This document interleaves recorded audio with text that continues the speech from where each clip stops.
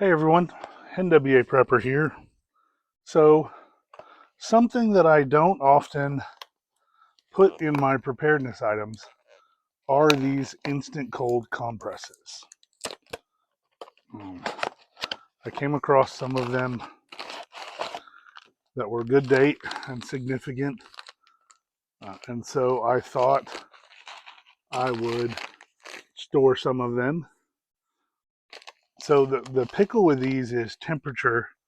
They're real temperature sensitive. So, if I'm going to store them out in the heat, there's a little, so there's granules, which you guys can't see, but there's granules in here. And right about here, there's an internal pouch with the active ingredient.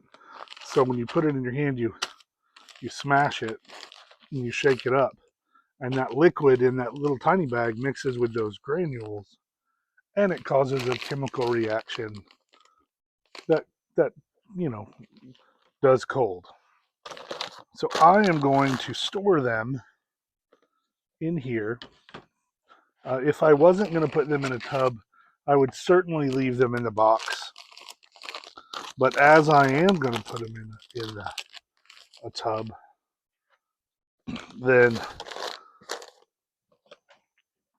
I'm going to do good. So what I'm going to do with these is I am going to put oh, looks like I'm going to get 6 in my tub, and then I'm going to put something to help secure them in place. These are good for sprains and strains. Anything that you want some cold therapy, but they don't last very long, and they don't get, like today, if I have access to an ice machine or a cooler of ice, these do not get as cold as I can get something with a bag of ice, a Ziploc style bag of ice and some water, particularly if I want to cheat and use a little bit of salt to help that process. But there are plenty of places that I go, particularly as I get ready to queue up with my portable aid station, I may get aid in here. So this is where I'm at. But there are plenty of places that I don't have access to ice, or ice is at a premium. And sometimes when I go set up my portable aid station, the fight for ice is with the food safety guys, of which unless I have an active injury, I will always lose. So there are 8 of them, and let me show you how I'm going to finish it. Sorry everyone, I had to run into the house to get the finishing touches.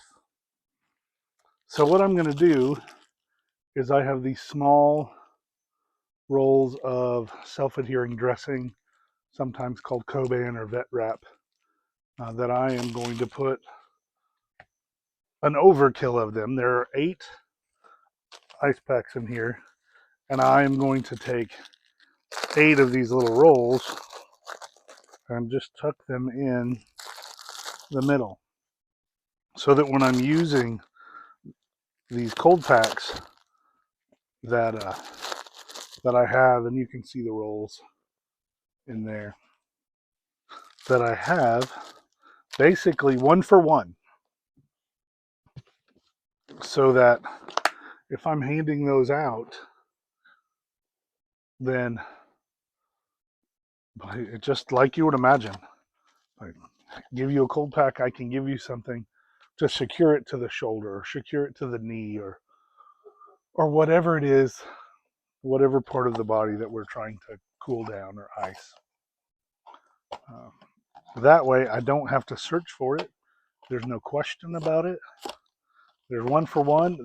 There will be leftover bandage, or I hope, if I've taught my comrades well, or my brethren in my mag group, or whoever I'm working with, So if I've taught them well, they'll use just enough to get the job done correctly, keep it in place, but not be wasteful.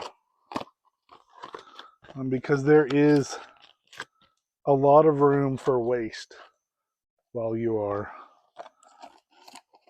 bandaging someone, particularly for those that are unpracticed.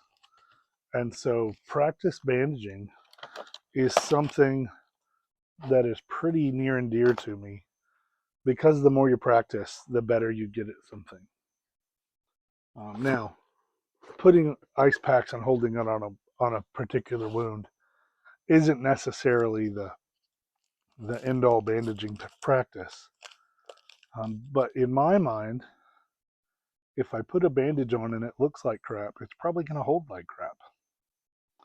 And that's experience. That's 30 years in the business of it's, hey buddy, hummingbirds. 30 years in the business. If somebody puts on a bandage and it looks like it's garbage and not covering anything, it's garbage and it's not covering much. So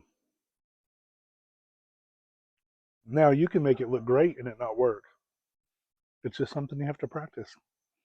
That's another reason I like having bulk supplies, is we have enough that we can train on it when we need to train. What are your thoughts on these instant cold packs? And do you use them, store them, or not? Let's get ready.